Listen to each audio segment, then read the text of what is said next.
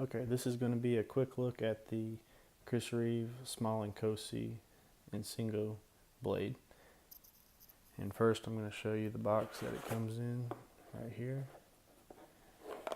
Small Inkosi Insingo. Got this from Knife Art, and I'll show you what comes in the box these days. Got the pamphlet. It's got the some stickers and the birth card. All that. And you got your wrenches, some Loctite and some grease, and it came with a lanyard. And it has the little towel too, and the new ones are a little bit darker. The logo is a little bit different than the old ones. Get that out of the way. So this is just going to be a short overview. I'm not going to do a long review. This is a full titanium frame lock. Let me get my camera to focus here. S35 VN steel.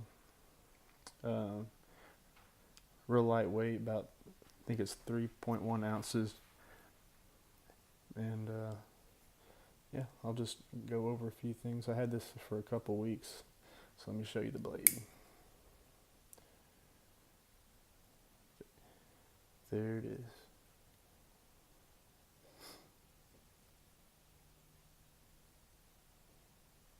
And I wish I had my Sabenza to compare it to, but it's off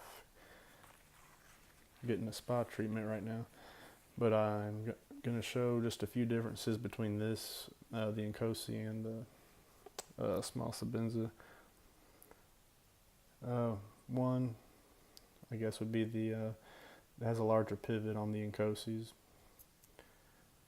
The lockup has the lock bar has a ceramic ball that meets up with the tang of the blade, and it's also the detent. And I'll show you the back. Let's see, it'll eventually make a little groove in the tang, and then it'll finally sit there, and shouldn't really ever have any lock stick problems with it, and it's supposed to last a lot longer. The washers on the Inkosis are bigger, and they're fixed. If you can see right here, they butt up against the stop pin, so they don't actually rotate.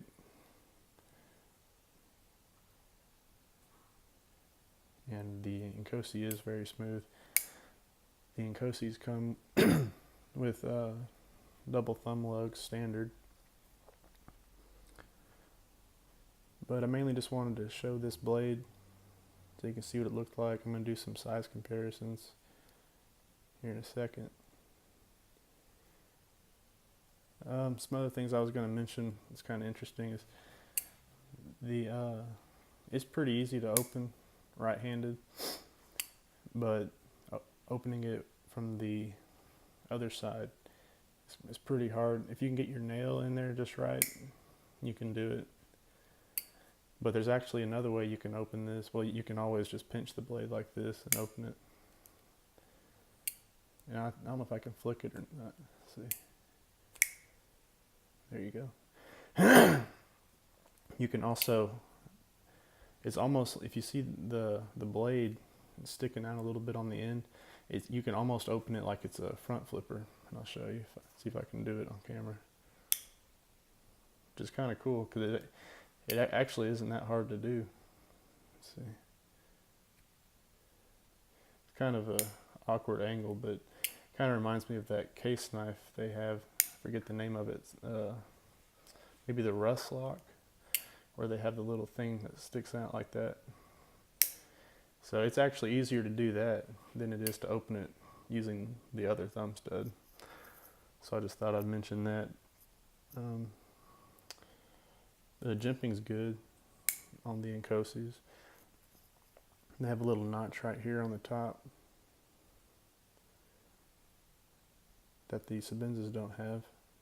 I guess I don't really know what it's for. I guess it's like if you're holding the knife, you can kind of feel, where the spine of the blade's starting, and, just a transition from the jimping to the spine. You can just kind of tell where you are. But I do like the Insingo blade. I have it on my Sabenza. And if you're trying to decide whether you want the Insingo or the drop point, one thing I will say is if you don't need to be worried about the piercing ability of the Insingo, because it is you can easily, like, it's very sharp, and the little, I don't know what you call it, a little swedge right here, if I can get it to focus. It's actually like tapered on both ends, but it's not actually sharp. It's not sharpened, but it just makes it easier to pierce things. And this point isn't completely facing down, so if you go into something, it will definitely pierce. Like I've opened a bunch of boxes, cut up cardboard, and purposely was piercing things just to test it, and it works good. So if that's one of the things you're worried about, don't let that stop you from getting the Insingo blade, because that works well.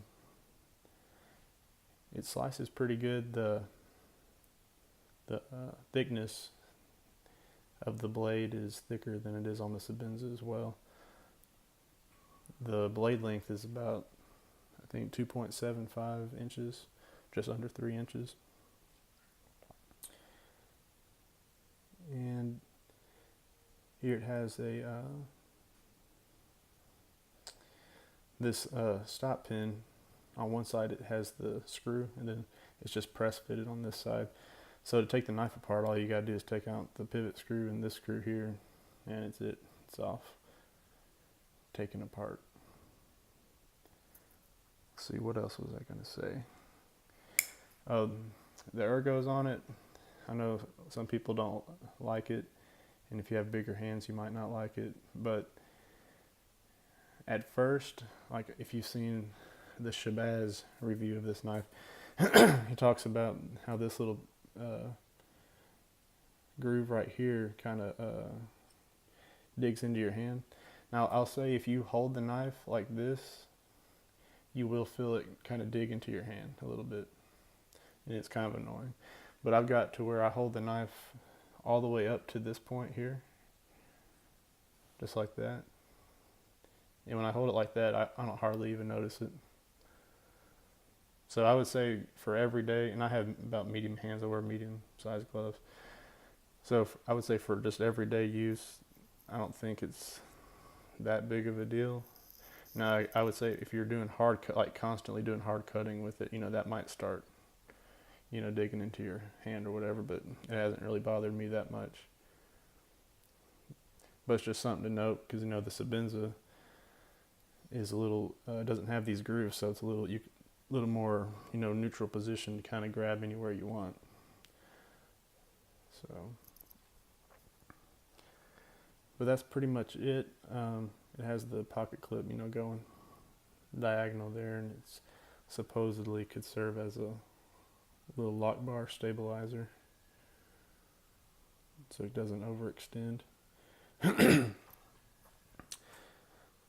But overall, the Insingo blade shape, I think, is awesome. Let me do a few size comparisons real quick. I don't have any Sabenza, unfortunately, but here is my Techno, or Chubs as I call them, and you can see it's a little bit longer. Look at the blade thickness difference there too. Not sure why my camera isn't focusing as good as it normally does.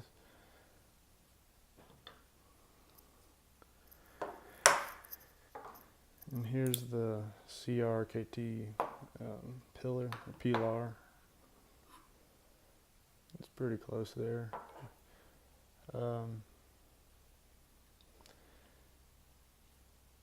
seeing if I can get a full size, how the grips are different on these knives. That thing is definitely way heavier. Feels heavier, way heavier. Let's see. Here's another small knife. I brought the dragonfly out. You kind of get an idea. Inkosi's definitely beefier than the dragonfly, though. You can. It might be. The length of the knife might not be very big, but in the hand it feels bigger, I think. And here's a bigger knife I brought, the Rat 1. And do a review on that eventually. So you can see the size difference there.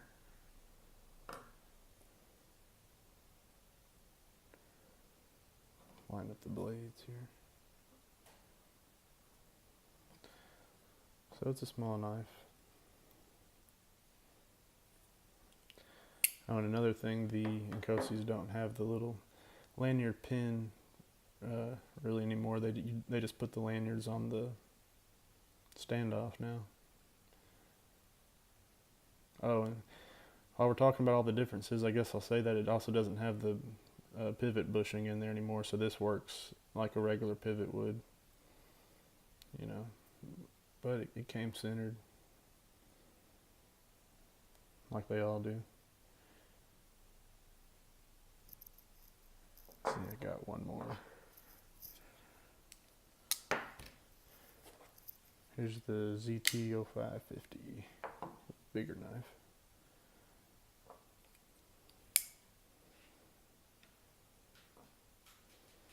There.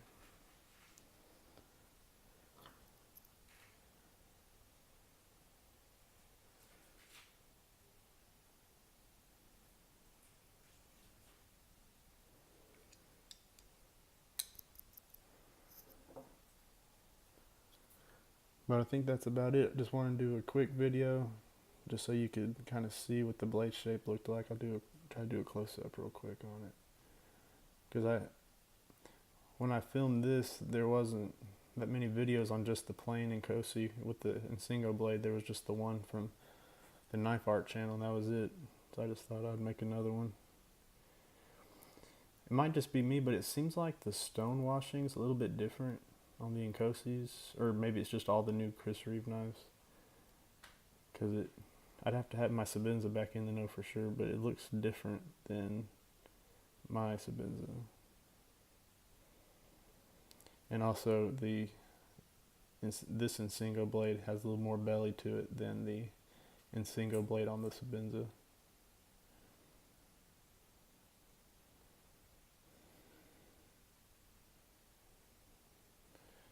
Get a look at it from the front here.